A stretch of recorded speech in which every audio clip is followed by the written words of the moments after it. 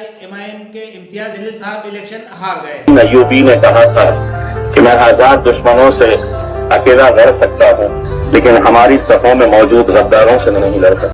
Aurangabad east Maharashtra की Muslim majority से seat आती है। इस सीट पर अगर आप गौर करेंगे तो सबसे ज्यादा 37.5 वोटर्स जो है वो अकेले मुस्लिम है, लेकिन फिर भी इम्तियाज जलील साहब इलेक्शन हार गए। आखिर क्यों, आइए जानते हैं हम आज की इस वीडियो में। महाराष्ट्र इलेक्शन पूरा हो चुका है। रिजल्ट बहुत ही हैरान कर देने वाला है। बीजेपी अलायंस को एक बहुत बड़ी जीत मिली है, जिसमें अकेले बीजेपी ने 132 सीट पर जीत दर्ज की है।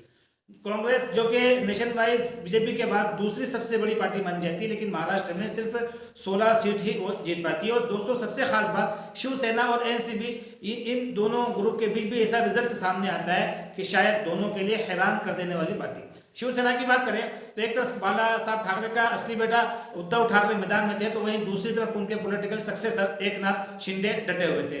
उनका उद्धव का कहना था कि अपने बाप के नाम पर वोट मांगो, जबकि शिंदे का कहना यह था कि बाला साहब ठाकरे के विचार पर वोट मांगो। पब्लिक दोनों की बातों को सुनती है और असली बेटे को खारिज करके सक्सेसर को भर के वोट देती है। और दोस्तों रिजल्ट ऐसा आता है कि एकनाथ शिंदे ने भी नहीं सोचा होगा कि इतनी ज्यादा उनकी सीटें आएगी, और उद्धव ठाकरे भी फिर वो सदमे में होंगे कि इतना कम कैसे आ सकती है। सेम कहानी एनसीपी की भी है। असली और नकली के खेल में अजित पवार और शरद पवार से बहुत आगे निकल जाते हैं, लेकिन शरद पवार ये सोच करके परेशान हो गए कि आखिर ये कैसे हो सकता है। खैर रिजल्ट जो भी आया, बीजेपी अलायंस ने बहुत बड़ी इसमें जीत हासिल की है, और इसके पीछे कई फैक्टर है, जिसमें एक फैक्टर जो सबसे ज्यादा इफेक्टिव रहा, जिसने वोटरों को अपनी तरफ किया, उनके इमोशन को टच किया, उनको एक यूनाइट कर दिया, और वो ये था दोस्तों, दो स्लोगन।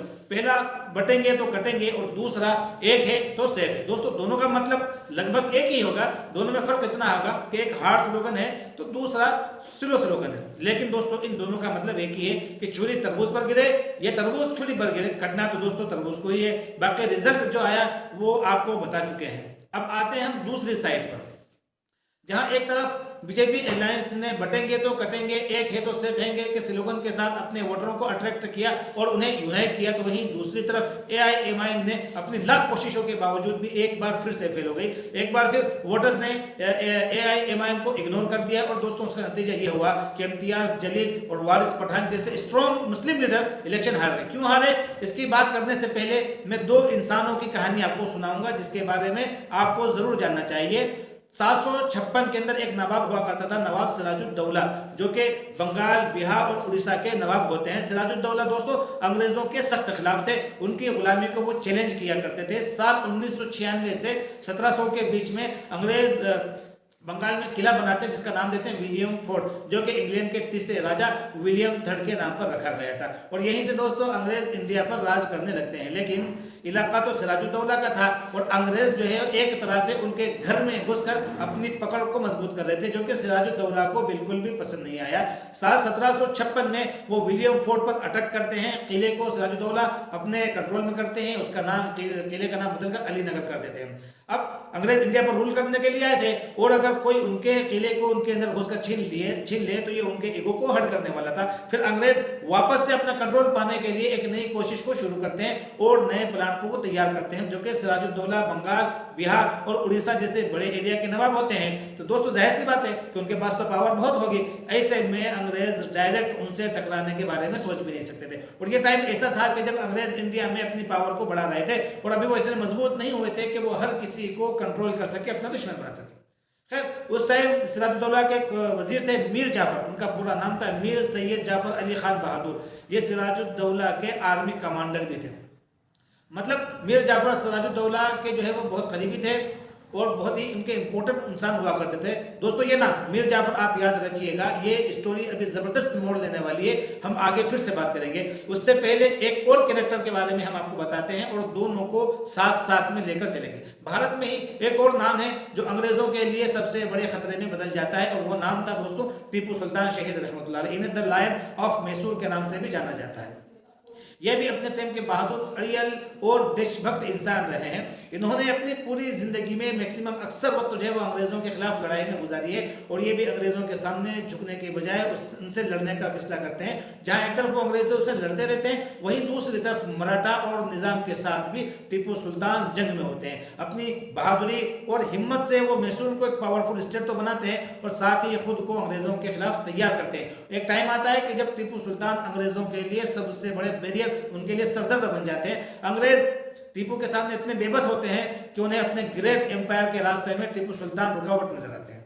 उस समय जब टीपू स्ट्रांग होते हैं तो उनके एक सीनियर वजीर होते हैं मीर सादिक, जो कि सुल्तान के भरोसेमंद होते हैं। अब यहाँ पर दोस्तों दो नाम आपके सामने आ गए, मीर जाफर, दूसरा मीर सादिक। पहली स्टोरी पर अब हम वापस आते हैं। जैसा कि अभी बताया था कि नवाब सिराजुद्दौला विलियम फोर्ट पर जब अटैक करते हैं और उसे अपने कंट्रोल में ले लेते हैं, तो अंग्रेज उस किले को वापस हासिल करने के लिए नए नए प्लान बनाता है। लेकिन सिराजुद्दौला बहुत ही पावरफुल नवाब होते हैं, उनके पास ताकत बहुत ज्यादा होती है। ऐसे में अंग्रेज जो है वो डायरेक्ट उनसे टकराने की हिम्मत नहीं कर पाते हैं, और यहीं पर अंग्रेज किले को वापस पाने के लिए एक दूसरा रास्ता अपनाते हैं। एक ब्रिटिश ऑफिसर थे रॉबर्ट क्लिव, वो सिराजुद्दौला के वजीर मीर जाफर से कांटेक्ट करते हैं और नवाब के खिलाफ उनका साथ देने के लिए उन्हें एक बहुत बड़ा ऑफर देते हैं। वो कहते हैं कि अगर तुम सिराजुद्दौला को छोड़कर हमारा साथ देते हो तो हम तुम्हें बंगाल का नवाब बना देंगे।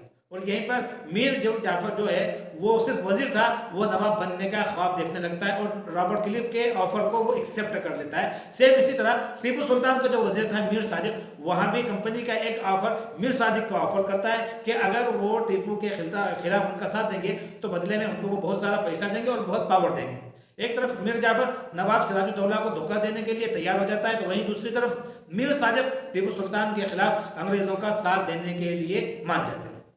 अब अपडेट आती है 23 जून 1757। अंग्रेज सिराजुद्दौला से किला वापस लेने के लिए आगे आते हैं। बंगाल की एक छोटी सी जगह जहां दोनों की फौज एक दूसरे के सामने आती है, और वहीं से इतिहास को प्लासी युद्ध के नाम से भी जाना जाता है। इस मोड़ पर सिराजुद्दौला के पास 50,000 सैनिक होते हैं और 40 हाथी होते हैं और कई तोपें होती है, लेकिन ब्रिटिश फोर्स के पास सिर्फ 3,000 सैनिक होते हैं। जब लड़ाई शुरू होती है तो उसी टाइम में मीर जाफर अपना 15,000 सैनिकों के साथ सिराजुद्दौला के लिस्ट से अलग हो जाता है। वो उस लड़ाई से खुद को अलग कर लेता है। उनका फिर कोई भी सैनिक उस युद्ध में लड़ने के लिए आगे नहीं आता है।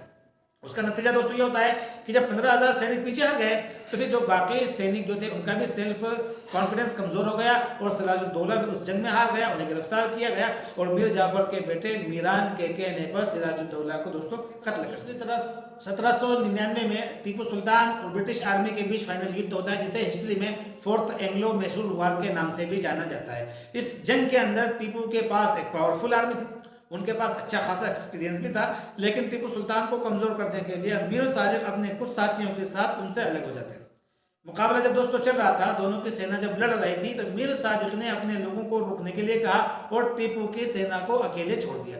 जबकि दोस्तों टीपू अपने किले को डिफेंस करने के लिए लगातार लड़ रहे थे, और जहां ब्रिटिश आर्मी टीपू के किले तक पहुंचती है तो मीर सादिक किले का दरवाजा खोल देते हैं और ब्रिटिश आर्मी किले में घुसती है और टीपू सुल्तान आखिरी दम तक के लड़ते हैं और वो अपने किले को अंग्रेजों के हवाले नहीं करते। लेकिन आर्मी किले के अंदर घुस चुकी होती है और टीपू सुल्तान को शहीद कर देती है। और उस टाइम दोस्तों टीपू सुल्तान शेर मैसूर अपनी आखिरी बात कहता है, शेर का मरना हमेशा शेर की तरह होता है, कुत्तों की तरह नहीं। इस तरह एक मीर जाफर और मीर सादिक अपनी गद्दारी की वजह से दो स्ट्रॉन्ग लीडर, दो स्ट्रॉन्ग फाइटर सिराजुद्दौला और टीपू सुल्तान को कमजोर करते हैं और उनकी मौत की सबसे बड़ी वजह बनती है। और दोस्तों ऐसा भी नहीं है कि ये सिर्फ दो ही स्टोरी है। अगर आप इस्लामी तारीख को उठाकर देखते हैं तो 625 CE में जंग उहद के वक्त में अब्दुल्ला इब्न उबई, जिसे अब्दुल्ला मुनाफिक भी कहा जाता है, वो ऐन जंग के मौके पर इस्लामी फौज को धोखा देता है उन्हें कमजोर करने के लिए।